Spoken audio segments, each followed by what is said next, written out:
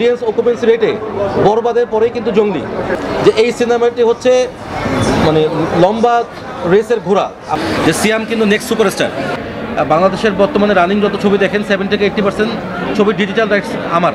আপনারা জানেন যে আজকে আমাদের 50 লক্ষ টাকা গ্রস সেল কভার করবে। আমার সিনেমা হলের টাকা ছাড়াই আমাদের 90% টাকা অলরেডি উঠে যাচ্ছে বা উঠে গেছে আমরা বলতে পারি। কারণ দেখেন যে অন্যান্য ছবি যাদের শো কমে যাচ্ছে আর আমাদের শো বেড়ে যাচ্ছে, এবং এটা আমাদের ছবির ফিনিশ এন্ড ক্লাইম্যাক্সের পরে যারা দর্শক তারা আসলে যেভাবে আবেগ তাড়িত হচ্ছে, যারা আবেগ আপ্লুত হয়ে যেভাবে কান্নাকাটি করতেছেন, এটা আসলে আমরা তাদের কাছে কৃতজ্ঞ। আগামীকালকে শো, আজকে শো অলরেডি হাউসফুল, তো যারা আজকে কালকে ছবি দেখতে চাচ্ছে তারা দেখতে পারছে না, টিকিট পাচ্ছে না। তো সেই ক্ষেত্রে আমি সিনেপ্লেক্স কর্তৃপক্ষ আমাকে আশ্বস্ত করেছে যে তারা রবিবার থেকে শো বাড়াচ্ছে। এই জন্য সিনেপ্লেক্স কর্তৃপক্ষকে আমরা ধন্যবাদ জানাচ্ছি, এবং ব্লকবাস্টারও আমাদের আজকে থেকে আরেকটি করে শো বাড়তেছে। অডিয়েন্স অকুপেন্সি রেটে বরবাদের পরেই কিন্তু জঙ্গলি। আপনি যদি অডিয়েন্সের অকুপেন্সি রেটটা আপনারা ক্যালকুলেশন করেন তাহলে দেখবেন যে বরবাদের পরেই সেকেন্ড অপশন হচ্ছে জঙ্গলি।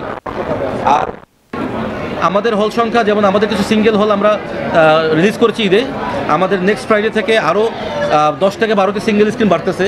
যেমন জামালপুর, তারপর শ্রীমঙ্গল, মৌলভীবাজার, তারপর শেরপুর, বগুড়া, বেশ কিছু জায়গায় আমাদের কাছ থেকে অলরেডি গাজীপুর, এই হলগুলোতে আমাদের নেক্সট ফ্রাইডে থেকে সিঙ্গেল হলের সংখ্যা আমাদের বাড়তেছে, যেটা কিনা অন্য কোনো ছবি বাড়তেছে না। যে ব্যাপারটা কি, ধরেন সিনেমা 50 লাখও বানানো যাবে, 10 লাখও বানানো যাবে, 10 কোটিও বানানো যাবে। এক এক ধরনের গল্পের ছবিতে এক এক রকম ডিমান্ড। যেমন আমাদের এই ছবিটা আমরা যখন টিম প্ল্যানিং করি, আমাদের টার্গেট ছিল যে আমরা 2 কোটি টাকার ভিতরে ছবিটা বানাবো। বাট ছবিটা যখন আমরা কাজ শুরু করি তখন আমরা বাজেট ফেল করছি, আমরা 2.5 কোটি টাকার সামথিং বেশি, অলমোস্ট 2.5 কোটি টাকা প্লাস আমাদের এই ছবিতে বাজেট খরচ হয়েছে। তার ভিতরে আপনারা জানেন যে বাংলাদেশের সবচেয়ে বড় ডিজিটাল ডিস্ট্রিবিউটর হচ্ছে আমি, আল্লাহর রহমতে। বাংলাদেশের বর্তমানে রানিং যত ছবি দেখেন 70 থেকে 80% ছবির ডিজিটাল রাইটস আমার, আলহামদুলিল্লাহ। তো সেই জায়গা থেকে ডিজিটাল বিজনেসটা বা এই যে টিভিতে বিজনেসটা, স্পন্সরশিপ বিজনেসটা কীভাবে করতে হয় এটা তো আমিই করি। তো সেখানে যেটা যেহেতু আমার প্রযোজনা ছবি, সো আমি ওই ব্যাপার, আপনারা দেখেছেন যে আমার টাইটেল স্পন্সর পাওয়ার্ড বাই, আমরা অলরেডি 30% টাকা ব্র্যান্ড এন্ডোর্সমেন্ট থেকে তুলে ফেলছি, এবং আমরা যে ব্র্যান্ড প্লেসমেন্ট করছি কোনো অডিয়েন্স বলতে পারবে না তারা বিরক্ত হয়েছে। আমরা এমনভাবে সিকোয়েন্সের ভিতরে ব্র্যান্ডগুলোকে এন্ডোর্স করছি, দর্শক কিন্তু ব্যাপারটাকে মানে জোরপূর্বক মনে হয়নি, তারা দৃশ্যটাকে এনজয় করছে। পাশাপাশি আমাদের ওটিটি রাইটস, আমাদের ছবির যে বাজেট তার 50% টাকা আমরা অলরেডি ওটিটি রাইটস, এই যে আলহামদুলিল্লাহ এই উইকেই আমাদের অফিস করলে এই উইকেই সাইন হবে। এবং টিভি রাইটস অলরেডি 2 টিভি, আমাদের কুরবানিতে 2টি চ্যানেলে একসাথে ওয়ার্ল্ড প্রিমিয়ার হতে যাচ্ছে।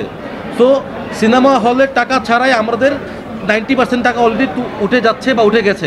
কিন্তু এই উঠে যাওয়ার হিসেবে কিন্তু বক্স অফিসের হিট ফ্লপ হিসাব হয় না, হিসেব হয় হচ্ছে আমার টিকিট সেলিংয়ের উপরে।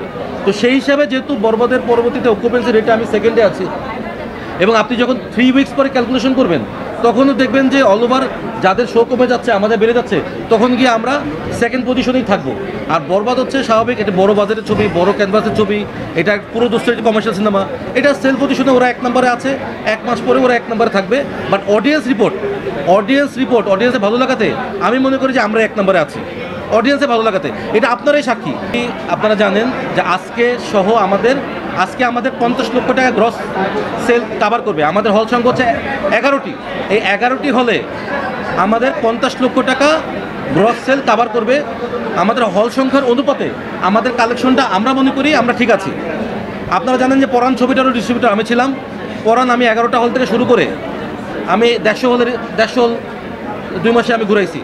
এই ছবিটাও সেম তাই, সেটাই হবে, আরেকটা পরাণ হবে ইনশাল্লাহ। জঙ্গলি আমাদের একটা ড্রিম প্রজেক্ট, এবং এখানে যারা কাজ করেছে সবাই নিজেদের এফোর্টস দিয়ে, প্যাশন দিয়ে কাজটা করেছে। আমি বিলিভ করি ঈদ একটা পারিবারিক উৎসব, এবং এই পারিবারিক উৎসবটাকে সেলিব্রেট করার জন্য আমরা জঙ্গলিটা বানিয়েছি। এবং জঙ্গলিটা টোটালি একটা ফ্যামিলি ওরিয়েন্টেড সিনেমা। অনেক সিনেমাগুলো মানুষ বলতে পারে যে ফ্যামিলি নিয়ে হয়তো দেখার মতো না, বা বাচ্চাদের নিয়ে দেখার মতো না। কেউ যদি মনে করে যে একটা ফ্যামিলি নিয়ে দেখার মতো সিনেমা দেখা উচিত, তাহলে আমি বলবো জঙ্গলি। এবং আপনারা নিজেরাই অডিয়েন্সরা যখন বের হচ্ছে তাদের রিয়াকশন নেবেন, আমাদের শেখানো না, পেইড না, আপনারা নিজেরাই রিয়াকশন নেবেন এবং দেখবেন যে 99% মানুষ কিন্তু জঙ্গলিটাকে পছন্দ করছে। তো সেই জায়গা থেকে আমি বিলিভ করি যে জঙ্গলি আরও অনেকগুলো শো ডিজার্ভ করে। আমি রিকোয়েস্ট করবো সিনেপ্লেক্স কর্তৃপক্ষকে যে জঙ্গলি শোগুলো যেন আরও বাড়ানো হয় এবং আমরা কোনো ফিল্ম পলিটিক্সে পড়তে চাই না, আমরা হচ্ছে হেলদি একটা কম্পিটিশন চাই, ভালো কাজ দিয়ে আমরা ফাইট করতে চাই, আমরা কারোর সাথে রাইভেলিটিতে যেতে চাই না। সো এটাই সিনেমা বেরিয়েছে, সবগুলো সিনেমা দেখবেন, প্রতিটা সিনেমাই যার যার জায়গা থেকে ভালো, দেখে আপনারা নিজেরাই বিচার করেন। আমি আপনাদেরকে কথা দিচ্ছি জঙ্গলি দেখে আপনারা হতাশ হবেন না, বাট সবগুলো সিনেমাই দেখেন, আমি রিকোয়েস্ট করব।